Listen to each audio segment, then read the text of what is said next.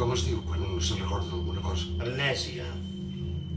Aureli es probador de cosas, un oficio extraño para un hombre solitario que vive obsesionado con descubrir qué pasó la noche en que desapareció el hombre que interpretaba a Jesús en la Pasión.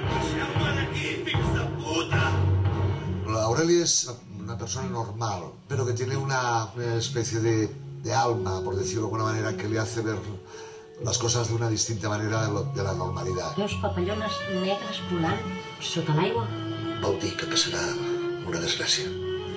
Lola, su mejor amiga, es la encargada de dirigir la nueva temporada de la representación. Con la crisis de fondo, todo está en su contra. I tots ho fem per amor a l'acte i per tradició. Uno de vosotros me entregará. Judas, lo que has de hacer, hazlo pronto.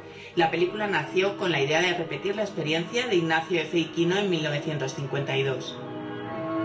El Judas es la película más antigua conservada en catalán y que gracias a su temática religiosa pudo exhibirse durante la dictadura. No és el moment perquè em prenguis la glòria.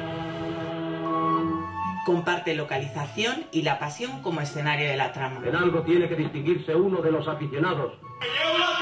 Como en aquella, en esta hay más actores amateurs con años de experiencia teatral en las representaciones de la Pasión de Esparreguera que profesionales.